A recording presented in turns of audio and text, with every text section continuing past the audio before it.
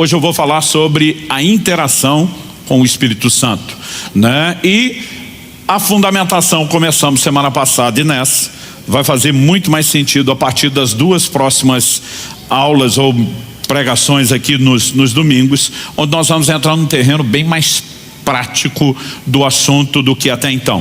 Então, 1 Tessalonicenses, capítulo 5, verso 19, será o nosso ponto de partida. Um dos textos, um dos versículos da Bíblia mais fácil de decorar, pelo tamanho. Ele diz: não apaguem o Espírito. Só isso. Você pode repetir comigo? Diga: não apaguem o Espírito.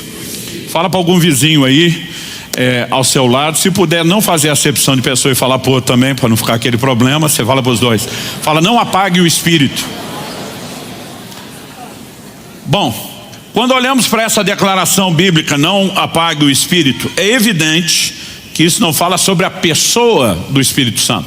Como Deus, Ele é pré-existente, é eterno, não tem começo, não tem fim. Aliás, Hebreus capítulo 9, verso 14, se refere ao Espírito Santo como o Espírito eterno. É impossível alguém acabar com a existência de Deus. Então, a Bíblia não está sugerindo que existe escondido em algum lugar um botão dotado de alta tecnologia espiritual, que se alguém descobrir onde ia apertar, puf, o Espírito Santo deixou de existir. Quando a Bíblia diz não apague, o Espírito está falando sobre a sua obra, não sobre a pessoa. Isso significa que a obra dele é semelhante a um fogo. Isso significa que a semelhança do fogo, ele precisa ser alimentado. Ele precisa, de interação da nossa parte. Ou seja, esse fogo pode aumentar à medida que nós simplesmente, tomamos aí a decisão de colocar mais combustível. Vamos falar do combustível mais conhecido de todos os tempos, que é a lenha. Quanto mais lenha, mais fogo. Quanto menos lenha, menos fogo, ou é possível extinguir completamente o fogo. Com isso, a Bíblia está falando, que obviamente essa ação do Espírito Santo, que é tão vital, tão essencial para vivermos a vida cristã, não é uma obra unilateral, não depende só dele, e nós temos grande responsabilidade nesse processo.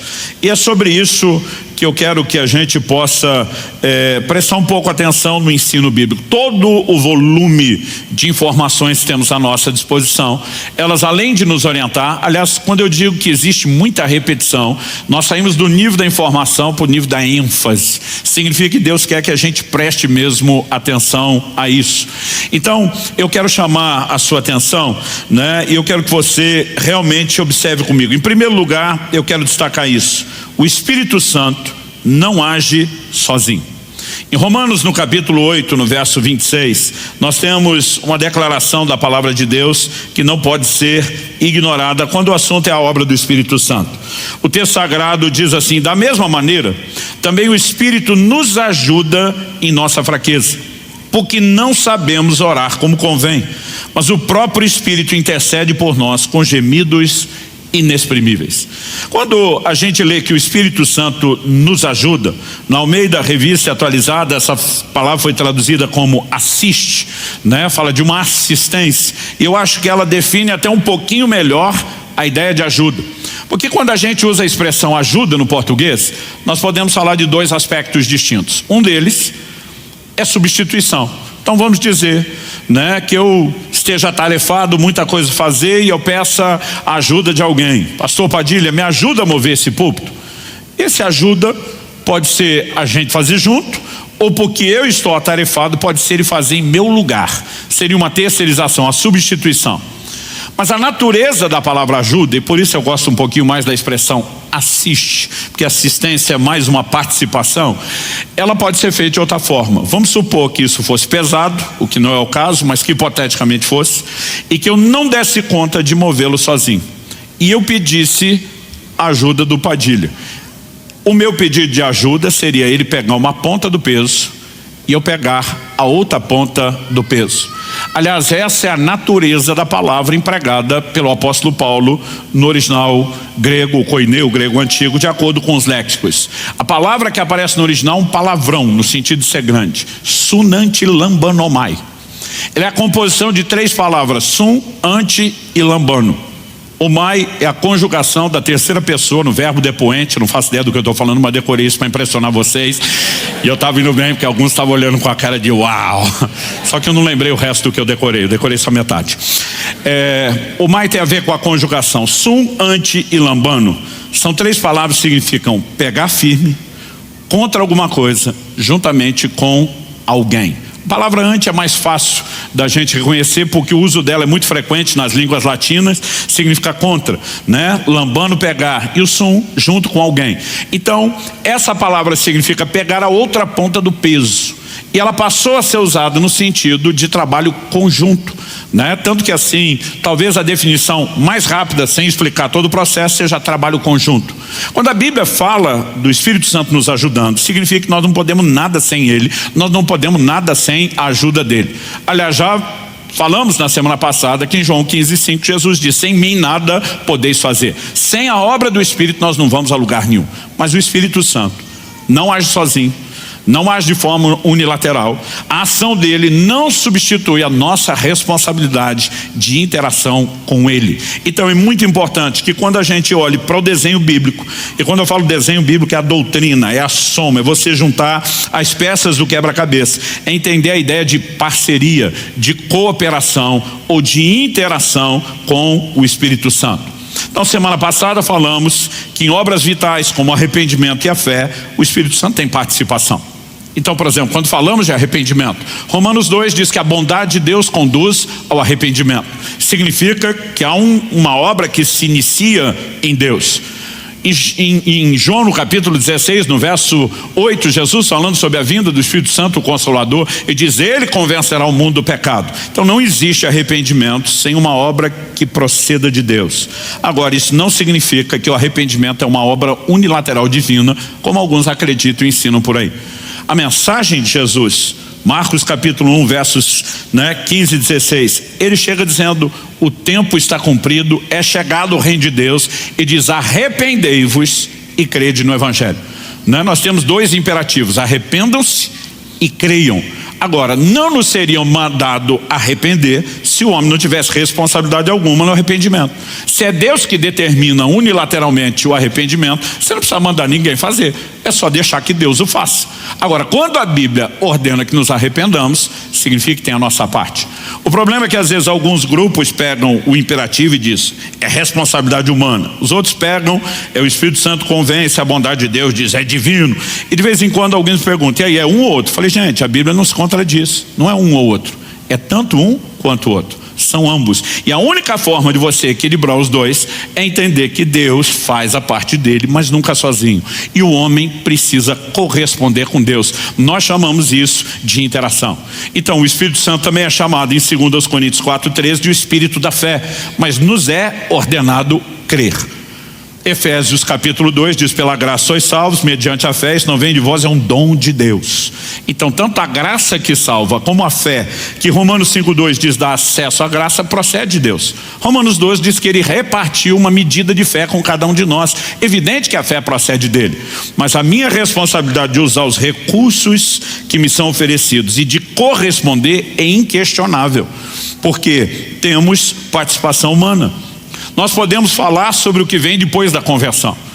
Gálatas capítulo 5, verso 16, um texto que eu citei semana passada: andai no Espírito e jamais satisfareis a concupiscência da carne. Andai é uma ordem que nos é dada, logo nós temos uma responsabilidade. Agora, eu e você precisamos entender o seguinte: se o Espírito Santo fizesse tudo sozinho, não precisaria nos ser mandado andar nele, caminhar nele. Mas só nos foi mandado porque nós temos responsabilidade. Romanos capítulo 8, verso 14 diz: pois todos os que são guiados pelo Espírito de Deus são filhos de Deus. A palavra traduzida guiado, um dos seus sentidos e possibilidade de tradução é ser tomado pela mão e ser conduzido até o destino final. Esse vai ser o assunto das nossas conversas nos próximos domingos.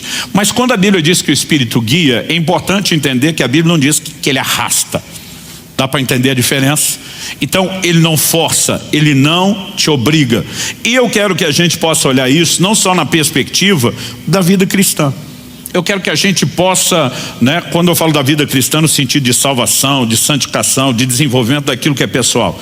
Quando falamos tanto da obra do Espírito Santo em nós, no sentido de experiências, como falamos da maneira como Ele deseja nos usar, a operação dos dons, a unção, aquilo que diz respeito ao serviço e vai tocar a vida de outros, que eu quero chamar e classificar em segundo lugar agora de o mover do Espírito Santo. Isso também tem a natureza de interação.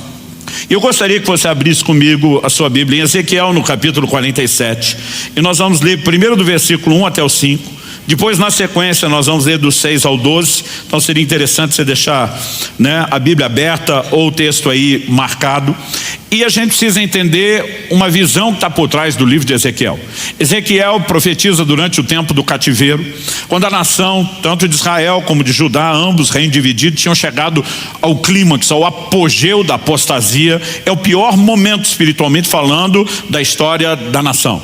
Logo no capítulo 3, Ezequiel tem uma visão da glória de Deus se retirando do templo, de Deus dizendo: por causa dos pecados de vocês, eu estou fora, não brinco mais, estou abandonando vocês. São palavras duras de juízo, mas lá no final do livro começa todo um tom e uma conversa sobre restauração. No capítulo 37, por exemplo, Deus dá a Ezequiel a visão do vale de ossos secos. Ele vê um vale com muitos ossos sequíssimos, e Deus pergunta para ele: esses ossos podem voltar a viver? Ezequiel dá uma resposta bem evasiva e diz: Senhor, tu sabes. Tipo assim, eu é que não me arrisco a falar sobre isso, porque está olhando algo que humanamente é impossível. Mas de repente, na visão, ele vê que os ossos começam a se mexer, aquela barulheira de cada osso se ajustando ao seu osso, os esqueletos se organizando. Daqui a pouco começam a aparecer músculos, tendões. Daqui a pouco eles começam a se encher de carne. Daqui a pouco a pele os reveste, mas ainda assim o que ele tem é um exército de cadáveres. E o Espírito diz a Ezequiel na visão, profetiza: vento que vem dos quatro cantos sopra sobre eles. E é o que eu e você sempre precisamos parar para entender, é quanto a ideia de vida está relacionada à ação do Espírito. E aí quando ele começa a profetizar, a Bíblia diz: o Espírito entrou neles e se levantou um exército poderoso. Qual era a mensagem? O Senhor diz: a casa de Israel está dizendo: acabou-se a nossa esperança. E Deus está dizendo: eu vou restaurar vocês. É nesse tom de restauração, que está visando o período pós-cativeiro, que nós temos a visão do capítulo 47. Ezequiel é conduzido por Deus a entender todo um mapa de um templo, da reconstrução do prédio, do santuário, que no início do cativeiro tinha sido derrubado, mas há uma mescla entre toda a orientação que é natural e princípios são espirituais e futuros no meio disso tudo. Aí a visão do capítulo 47 é a seguinte, de 1 a 5. Depois disso o homem me fez voltar à entrada do templo. E eis que a água saía de debaixo do limiar do templo e corria na direção do leste, porque a fachada do templo dava para o leste. A água vinha de debaixo do lado direito do templo, do lado sul do altar. Ele me fez sair pelo portão do norte para dar uma volta por fora até o portão exterior que dá para o leste. E eis que a água borbulhava do lado direito. O homem saiu para o leste tendo na mão um cordel de medir. Mediu 500 metros e me fez passar pela água que me dava pelos tornozelos. Agora há uma progressão. Mediu mais 500 metros e me fez passar pela água que me dava pelos joelhos. Mediu mais 500 metros e me fez passar pela água que agora me dava pela cintura. Mediu ainda outros 500 metros e já era um rio que eu não podia atravessar, porque as águas tinham crescido. Eram águas em que se podia nadar, um rio pelo qual não se podia passar andando. Eu quero tomar essa visão, mas eu quero que a gente foque a informação que vem na sequência. Por quê? Que rio é esse? Dos versos 6 a 12 nós percebemos que o rio faz coisas que só Deus pode fazer. Naturalmente nenhum rio faria. Então vamos ler dos 6 em diante. Então ele me perguntou: você viu isso, filho do homem? Então o homem me levou de volta à margem do rio. Quando cheguei lá, eis que à margem do rio havia grande abundância de árvores dos dois lados do rio. Então me disse: essas águas correm para a região leste, descem ao vale do Jordão e entram no mar, cujas águas ficarão saudáveis. Que mar é esse? Olha a sequência. Todos os seres vivos que povoam os lugares por onde esse rio passar terão vida. De novo a ideia de vida. E haverá muitíssimo peixe, porque essas águas chegam lá. As águas do mar morto se tornarão saudáveis e tudo viverá por onde quer que esse rio passar. Você pode repetir comigo? Diga: tudo viverá por onde quer que esse rio passar. O texto diz: junto a ele se acharão pescadores, desde Engedi até em Eglaim haverá lugar para estender e secar as redes. Os peixes serão de muitas espécies, como peixes do mar grande, mas os seus charcos e seus pântanos não se tornarão saudáveis, serão deixados para o sal. Nas duas margens do rio nascerá todo tipo de árvore frutífera. As folhas dessas árvores não murcharão, elas nunca deixarão de dar o seu fruto, produzirão frutos novos todos os meses, porque são regadas pelas águas que saem do santuário. Os seus frutos servirão de alimento e as suas folhas de remédio. A pergunta é: o que exatamente significa esse rio? Os primeiros versículos, já o verso 1, nós vimos que o rio sai do santuário. Mas quando você vai para o livro de Apocalipse, e aliás você vai perceber que João no Apocalipse vai fazer citações de profetas como Isaías, Jeremias, Ezequiel, Daniel, e você percebe que muitas palavras que tinham um cumprimento literal para um tempo, outras para o futuro, têm paralelos, de verdade são aplicadas para o plano espiritual e para o futuro. Agora, olha a similaridade de Apocalipse 22, 1 e 2. O apóstolo João diz: então o anjo me mostrou o rio da água da vida. Agora não é um rio qualquer, estamos falando de algo, que ele enxerga na cidade santa, Nova Jerusalém, que vem de Deus para a terra, na consumação de todas as coisas. Então o anjo me mostrou o rio da água da vida, brilhante como cristal, que sai do trono de Deus e do Cordeiro. No meio da praça cidade, de um e do outro lado do rio, está a árvore da vida, que produz 12 frutos, dando seu fruto de mês em mês, e as folhas da árvore são para a cura dos povos. Ezequiel diz: dos dois lados do rio, uma árvore que dá fruto todos os meses. Aqui ele especifica os 12 meses do ano. Ezequiel diz: os seus frutos servirão de alimento, suas folhas de remédio. Aqui a Bíblia está dizendo que a árvore e as folhas da árvore são para a cura dos povos. Não é meramente medicina natural para a carne, embora se use esse paralelo natural para falar de algo espiritual. Na visão de Ezequiel, o rio emana do santuário, do lugar da habitação de Deus. Na visão de Apocalipse, emana do próprio trono de Deus. Não só o rio emana dele, mas faz coisas que ninguém pode fazer. Na visão de Ezequiel, as águas desse rio tocavam o mar morto, e a Bíblia diz que ficava saudável e havia enxames de peixe. Gente, eu gosto de dizer que o mar morto não é só morto, ele é matador. A razão pela qual se chama de mar morto é porque não há quase que nenhuma forma de vida. Muito poucas bactérias conseguem sobreviver, ali dentro. Por quê? É um dos lugares mais baixos da terra. A água desce para lá, não escoa para lugar nenhum.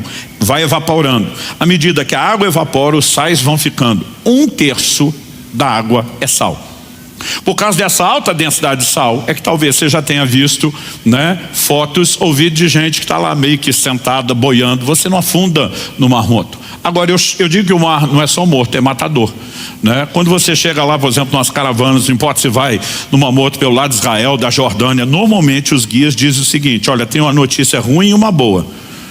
Diz: a notícia ruim é que se você tiver com algum ferimento no corpo, vai doer, vai arder muito. E eles normalmente dizem para as mulheres: se vocês se preocuparem em depilar ontem ou hoje, vão sofrer mais. Mas ele diz: a notícia boa é que se tiver micose no meio dos dedos, vai morrer tudo.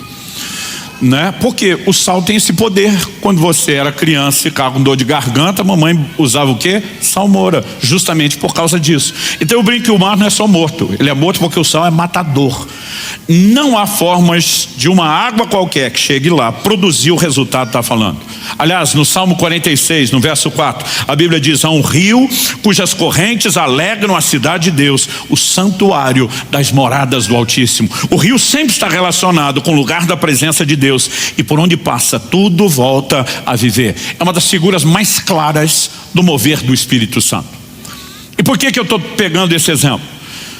Ezequiel é levado por um anjo, ele está de olho no rio. Aí o anjo diz para ele, na tradução da Bíblia, na linguagem de hoje, versão mineira ou goiana: bora para dentro do rio. E ele está com um cordel, uma vara de medir. E a Bíblia diz que ele mede 1000 côvados, que são aproximadamente 500 metros. A minha tradução já deu a medida em metro. Você consegue imaginar isso? 0,5 quilômetro de medição, andando rio adentro. 0,5 quilômetro. Depois de 500 metros, a Bíblia diz que a água ainda dá no tornozelo. Eu nunca vi rio nenhum, ajuntamento nenhum de água em lugar nenhum do mundo, onde depois de você andar 0,5 quilômetro, a água ainda está no tornozelo, rasinho. Mas os dois não pararam ali. E a razão pela qual eles não pararam aí me parece bem lógica, bem óbvia, porque não era hora de parar. Então de vez em quando eu vou perguntar se eles pararam, você vai responder que não, e quando eu perguntar por que não, você vai dizer porque não era hora de parar. Aí agora medem mais 500 metros, um total de 1 quilômetro, 2.000 côvados. Subiu o nível da água, mas a Bíblia diz que está dando nos joelhos. Mas não pararam ali. Por que não? Mais 500 metros ou mais 1.000 côvados. Agora a Bíblia diz que a água dá pela cintura, tradução de nos lombos. Eles pararam ali? Por que não? Agora, qual é a ideia? Até onde vai a medição? A ideia não é atravessar o rio, nem medir o tamanho do rio. A Bíblia diz que com 2.000 metros, 2 quilômetros rio adentro, 4.000 côvados, a Bíblia diz que eram águas para se nadar, não dava mais para andar. E aí eles não vão a lugar nenhum. Por quê? Chegaram ao lugar do seu destino. Então me ouça com atenção. Espiritualmente falando, Deus tem um destino para você. Este destino são as águas profundas. Agora preste atenção, nós precisamos entender a interação. Porque tem crente que passa a vida inteira à margem do rio, olhando para o rio, ele não vai a lugar nenhum. E ele fica esperando o dia que vai dar uma enchente espiritual e o rio vai invadir a vida dele. Deixa eu te dizer uma coisa, não é o rio que invade a sua vida. É você que tem que entrar no rio. E tem gente que fica a vida inteira esperando o rio fazer o que ele tinha que fazer. E essa rendição é progressiva. Quanto mais você entra, mais água tem. Quem está entendendo?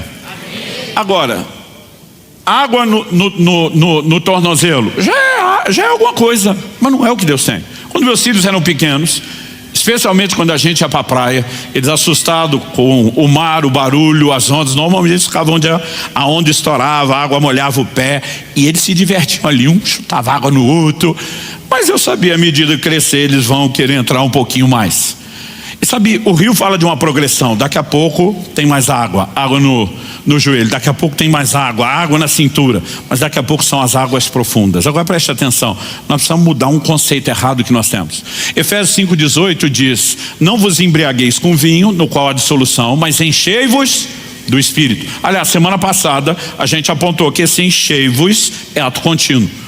O verbo, a conjugação do verbo está em ato contínuo. Se a gente fosse traduzir isso literalmente ao pé da letra, era encha-se, continue a se encher e nunca pare de se encher. Mas a ideia de ser cheio do Espírito Santo ela é confusa na cabeça da maioria dos crentes. Porque a gente imagina que ser cheio do Espírito Santo é ter mais dele.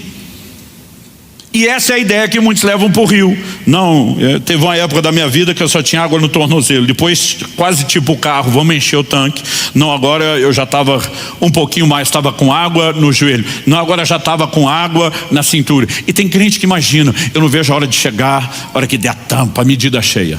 Mas nós temos um problema com isso. Porque João 3,34 diz que Deus não dá o Espírito Santo por medida. Ou seja, Deus não vai dando um pouquinho mais do Espírito Santo, um pouquinho mais, até dizer, agora terminei meu parcelamento, finalmente você tem tudo. Ele não dá o Espírito por medida, até porque o Espírito não é divisível. Então ser cheio do Espírito Santo não significa eu ter mais do Espírito. A ideia de ser cheio, essa caneca que eu estou usando com água não está totalmente cheia. Mas a ideia de ser cheio significa que a hora que aquilo chegar à borda, ou até mesmo transbordar, todo o espaço foi inteiramente tomado. Só que a gente pensa que para ser tomado tem que ter mais. E aí nós invertemos as coisas. O conceito bíblico de ser cheio do Espírito Santo não é você ter mais dele, é ele ter mais de você. Porque isso tem a ver com rendição no processo de interação. Então quando eu decido entrar no rio, se eu ficar parado na margem, eu não tenho nada do rio. Quanto mais eu entro, não apenas eu tenho mais do rio, o rio tem mais de mim, porque isso é entrega progressiva.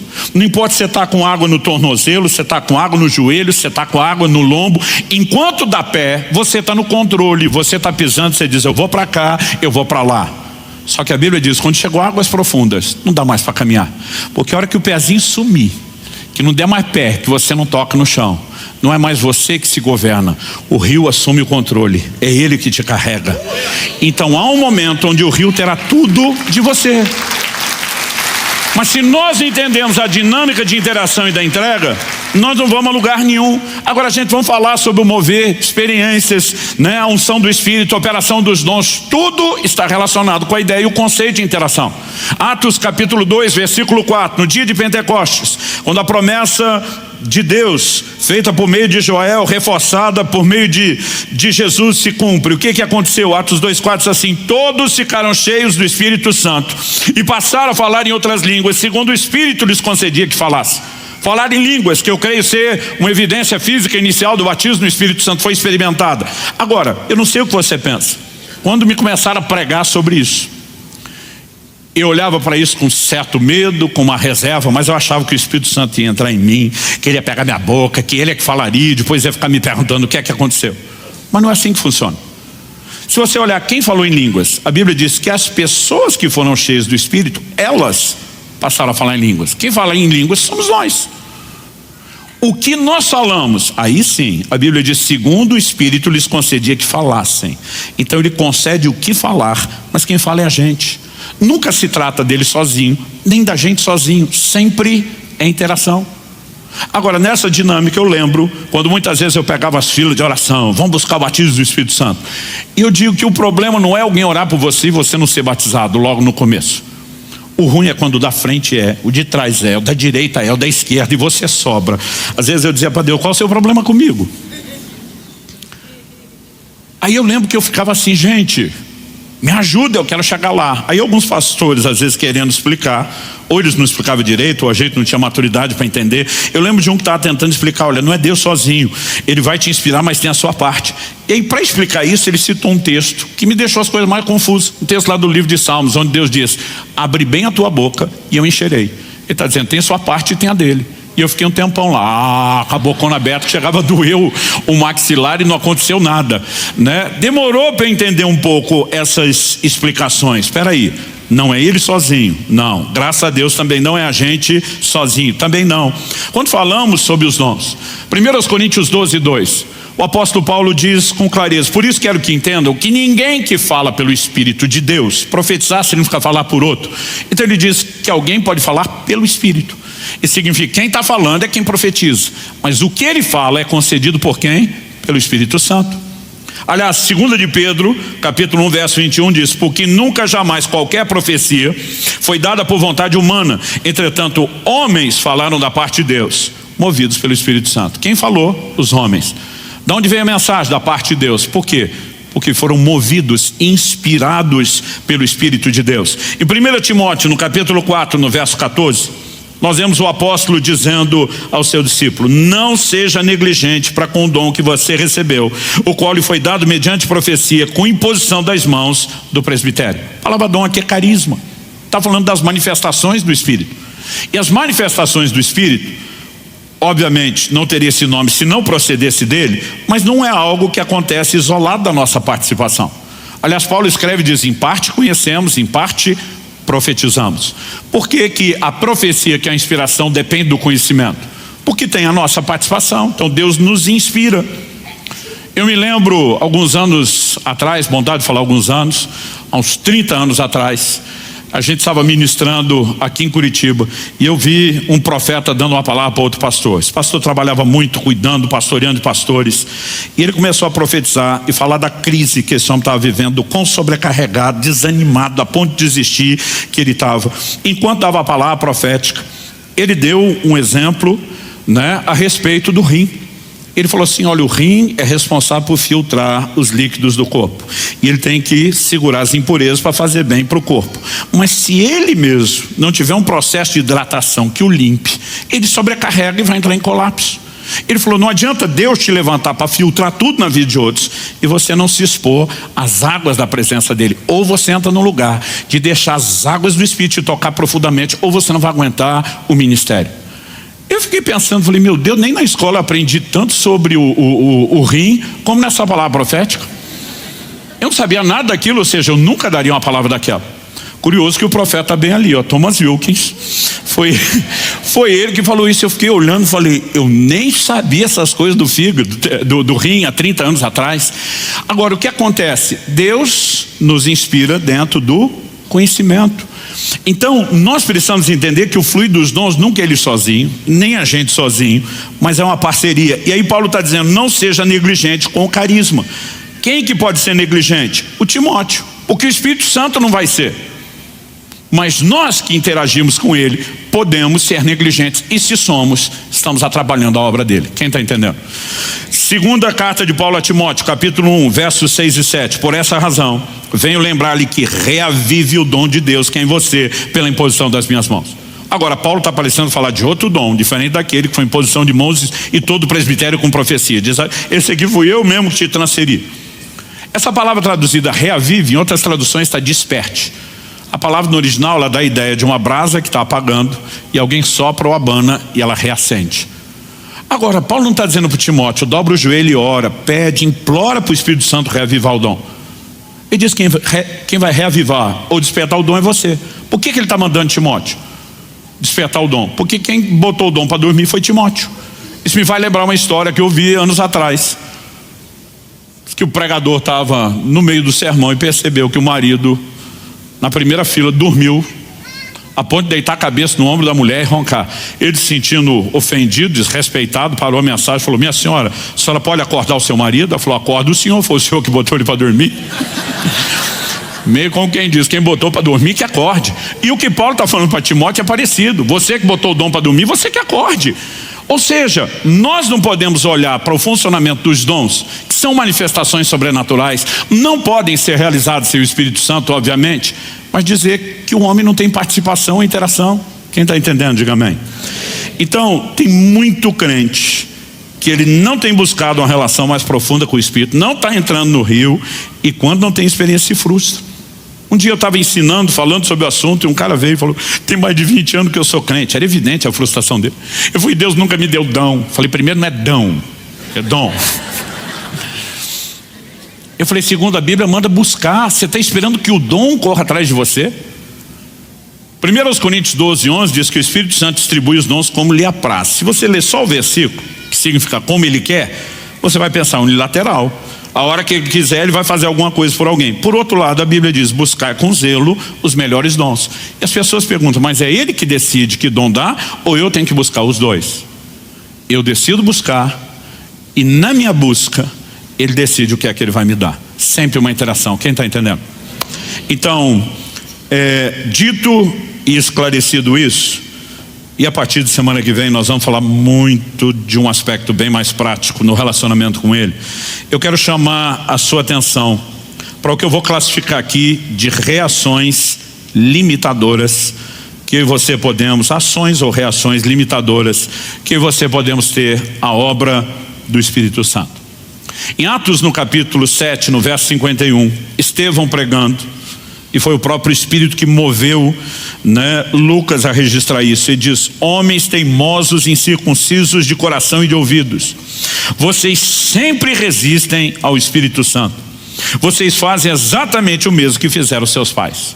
Ou seja, ele não está falando de um grupo que fez algo que era exclusividade deles. Está dizendo que vocês fazem sempre, de forma recorrente. Seus pais, as gerações antes de vocês fizeram o que é? Resistir ao Espírito Santo. Esse texto incomoda muito, especialmente um grupo teológico que enfatiza uma visão de soberania de Deus, onde Deus faz o que quer e ninguém pode pará-lo. Então, na cabeça deles, quem Deus quer que vai ser salvo, mesmo se não quiser ser salvo. Quem Deus não quer que seja salvo, não vai ser salvo nem que queira, porque é Deus que decide tudo. Se é Deus que decide tudo, como é que alguém pode resistir ao Espírito Santo? Se não há arrependimento sem o Espírito Santo, e ele tenta me convencer do pecado, e eu resisto, eu vou ser convencido? Se não há fé que não proceda de Deus e da obra do Espírito Santo, e eu posso resisti-lo, isso significa que eu vou ter fé só porque Deus quer e que essa obra é imparável, que ela é unilateral? Não existe um ângulo ou perspectiva bíblica que me leve a tratar, pelo menos do todo das Escrituras, com coerência, que me leve a admitir que Deus está agindo sozinho. A Bíblia está dizendo que a obra do Espírito pode ser resistida, mas na cabeça deles fala, não, se você resistiu a Deus é porque Deus não é soberano. Eu falo, peraí, Deus decidiu dar ao homem o direito de escolha. Deus decidiu que o homem iria interagir com ele, e ele é soberano para fazer o que quer. Ou seja, Deus é soberano para ser soberano do jeito que ele quer. Se ele só pudesse ser soberano do jeito que você quer, ele não é mais soberano, ele é sua marionete. Mas de alguma forma as pessoas tentam definir primeiro o que é, em vez de deixar a Bíblia dizer, e depois tem que botar Deus dentro daquilo. Eu digo para alguns, por que se o homem tem interação com ele, Deus não é soberano? Se o homem só tem interação porque Deus é que quis. Como que isso afronta o conceito da soberania de Deus? Em lugar nenhum. Mas o problema é que nós não temos um único versículo, nós temos vários. Então vamos continuar. Efésios capítulo 4, verso 30. E não entristeçam o Espírito Santo de Deus, no qual vocês foram selados para o dia da redenção. Não vou gastar tempo aqui, porque isso é assunto da semana que vem. Mas a ideia de entristecer aqui na perspectiva de relacionamento é afastar. E isso condiz com todos os outros textos que nós vamos continuar lendo. Tiago capítulo 4, versos 4 e 5, diz: gente infiel, vocês não sabem que a amizade do mundo é inimizade contra Deus? Aquele, pois, que quiser ser amigo do mundo, se torna inimigo de Deus. Ou vocês pensam que em vão que a Escritura diz, é com ciúme que por nós anseia o Espírito, que Ele fez habitar em nós? Então o Espírito Santo pode ser resistido, ele pode ser entristecido, e de acordo com Tiago, citando a Escritura, ele pode ficar enciumado. Agora, qual é a ideia de ciúme aqui? Quando ele diz gente infiel, outras traduções já foram no literal, adúlteros. Outras dizem adúlteros e adúlteras, porque no grego é moixos. Moixos fala de uma infidelidade específica, que é a infidelidade conjugal.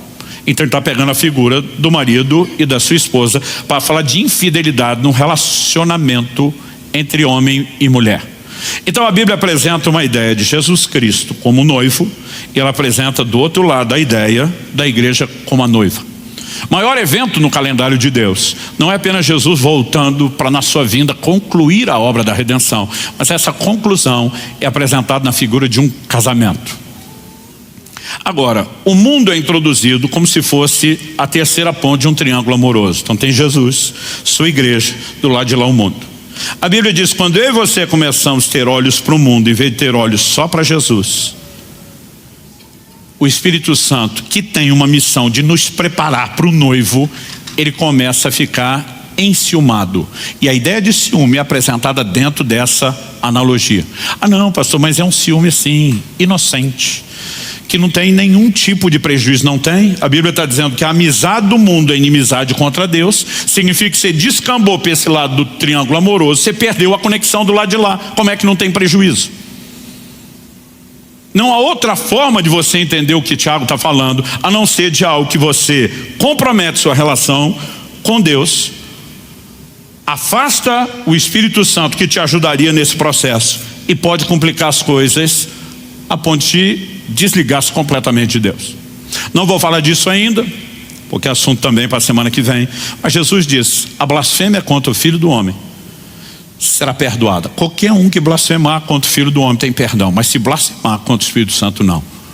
Por que isso se torna tão sério? Porque o Espírito Santo é melindroso? Ou porque ele é alguém que se ofende e não perdoa ninguém? Não. Nós precisamos entender, quando alguém fala contra Jesus, ele tem o Espírito Santo para levá-lo ao arrependimento. Mas quando ele se desconecta do próprio Espírito Santo, como é que haverá restauração? As coisas podem escalar a esse nível de não haver perdão, e não é o único texto que fala disso. Hebreus capítulo 10, versos 26 a 29. Porque se continuarmos a pecar de propósito, outra versão diz deliberadamente, depois de termos recebido o conhecimento da verdade, já não resta sacrifício pelos pecados. O que significa isso? A chance de perdão foi embora. Pelo contrário, resta apenas uma terrível expectativa de juízo e fogo vingador prestes a consumir os adversários. Porque alguém pode deixar de ser, alguém conheceu a Deus e entrar na classificação de adversário, de inimigo. Já chegamos lá, guarde essa ideia. Aí ele fala no verso 28, quem tiver rejeitado a lei de Moisés morre sem misericórdia pelo depoimento de 2 ou 3 testemunhas. Imaginem quanto mais severo deve ser o castigo daquele que pisou o Filho de Deus, profanou o sangue da aliança com o qual foi santificado e insultou o Espírito da graça. Outra tradução diz, ultrajou o Espírito da graça. Eu fico pasmo quando algumas pessoas tentam dizer que esse nível de distanciamento é para quem nunca foi salvo. Eu falo, pera, pecar de propósito não é algo que o ímpio que nunca foi salvo vive fazendo? Aí ele vai dizer que agora o cara decidiu pecar de propósito como ele fez a vida inteira e não tem mais perdão? Então não tinha perdão para ninguém, não tinha salvação para ninguém. O verso 29 diz que ele profanou o sangue da aliança com o qual foi santificado. Como é que alguém pode ser santificado pelo sangue, mas não teve uma experiência com Jesus? O texto está falando de gente que teve o conhecimento da verdade, teve uma experiência, mas em algum momento começa a se afastar de tal maneira que ele se desconecta plenamente. E como a história termina, o texto diz: insultou o Espírito da graça. Essa palavra traduzida insultou é muito parecida com a da blasfemou.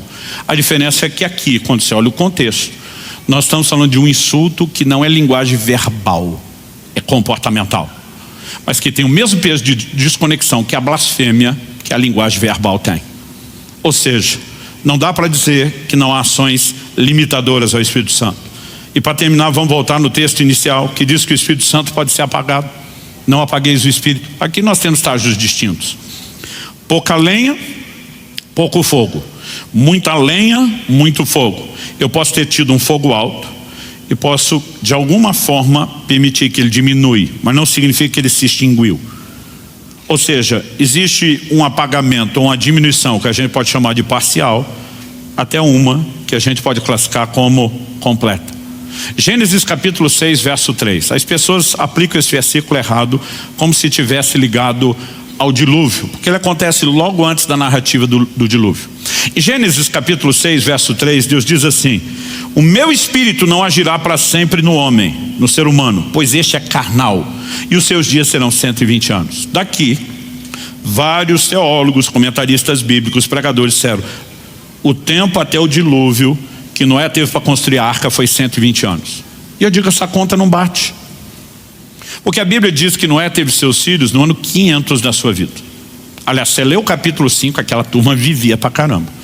A Bíblia diz que Adão, o primeiro, viveu 930 anos. Você consegue imaginar quanta velhinha no bolo? No último aniversário, na hora de soprar? Os caras viviam quase um milênio. Matusalém viveu algumas décadas a mais e está no Guinness Book, no livro dos recordes até hoje, como o cara que mais viveu. Esses caras viviam quase um milênio.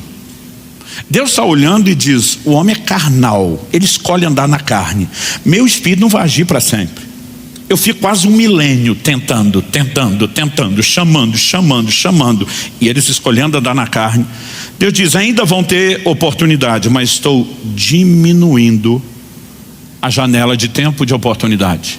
E aqui Deus está baixando o tempo de vida. Noé tem os seus filhos no ano 500 da sua vida. Deus fala com ele depois: o dilúvio é no ano 600. Não levou 100 anos para construir a arca. Quando Deus diz os dias do homem serão 120, ele está falando da duração da vida. A partir dessa declaração de Deus, o tempo de vida do ser humano vai despencar. Moisés, que registrou isso, viveu a medida cheia dos 120. Mas você vê que despencou, porque Deus diz: eu não vou desperdiçar a obra do meu espírito com vocês rejeitando ele o tempo todo. Então, evidentemente, que quanto mais a pessoa resiste e rejeita, mais ele se afasta. Não só a janela de tempo, mas as oportunidades vão diminuindo. Quem está entendendo? Agora, isso estamos falando de um apagamento parcial, que pode ser progressivo. Mas, pastor, a coisa pode chegar no final, sim. Isaías 63, 10 diz: mas eles foram rebeldes e contristaram. Contristar significa entristecer, magoar, ferir. E contristaram o seu Espírito Santo. Por isso ele se tornou inimigo deles, e ele mesmo lutou contra eles. Uma coisa é entristecê-lo ocasionalmente, outra é entristecê-lo com uma certa regularidade. A outra é entristecê-lo de uma forma bem recorrente. E alguns podem entrar no nível de entristecê-lo permanentemente. Quando você lê o Espírito de Deus se afastando de Saul, que já tinha profetizado, tinha sido cheio, e agora passando a resistir Saul, você entende um pouco o que é o desenho. Aliás, ele sendo não só o Espírito se afastando, mas ele agora sendo entregue a espíritos malignos que o oprimiam. Você começa a entender o que é o desenho de um adversário, de um amigo, de um inimigo que passará a ser resistido. Então, se nós não entendemos o que a Bíblia fala sobre o assunto, a pergunta a ser feita é: nós vamos conseguir não só compreender a informação e a doutrina, mas viver dentro do lugar correto? Porque as aplicações de inimizade do Novo Testamento, como nós lemos no livro de Tiago, são semelhantes às aplicações de inimizade feita no Antigo Testamento. E nós precisamos entender a responsabilidade que temos. Então, eu encerro aqui questionando: será que entendemos o quão essencial é o ministério do Espírito Santo, que falamos na semana passada? Será que entendemos o quão vital é isso? Que não existe vida, muito menos uma vida profunda, se não houver uma exposição forte à obra do Espírito Santo. Mas se eu e você achamos que ser cheio do Espírito Santo é até mais dele, que isso depende dele, não da gente. Nós não vamos a lugar nenhum. Eu creio que nós estamos vivendo um momento onde Deus não quer só ajustar a compreensão, o ensino, a instrução. Ele está nos chamando para dentro do rio. Ele não quer que a gente pare quando a água está no tornozelo. Ninguém parou lá, por que não? Não, vamos lá, vocês podem fazer melhor que isso. Por que não pararam lá? Eles também não pararam quando a água estava no joelho, já era mais água do que antes. Por que não? Não pararam quando a água estava na cintura, ainda que fosse mais água do que no joelho, mais água do que tornozelo. Por que não?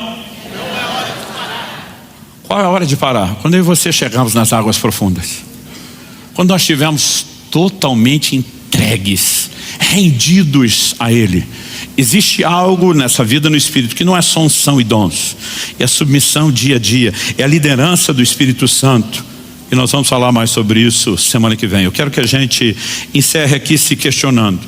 Será que entendemos não só o quão essencial é o ministério do Espírito Santo, o quão vital, mas, pergunto, será que eu e você já compreendemos a responsabilidade que temos de interagir com Ele para que esse processo seja efetivo? E se eu e você não assumimos essa responsabilidade, nós não vamos longe. Mas se assumimos, fizemos a nossa parte, não há chance de você não ver Ele fazer a parte dele. Feche seus olhos por um instante. Pai, nós temos clamado ao Senhor nesses dias, que o Senhor nos permita mais do que instrução, mais do que informação, mais do que alinhamento doutrinário. Nós temos orado e clamado ao Senhor que a Tua palavra seja vivificada em cada um de nós, que haja entendimento espiritual, que haja despertamento e que possamos, ó Deus, de fato entrar num lugar de resposta.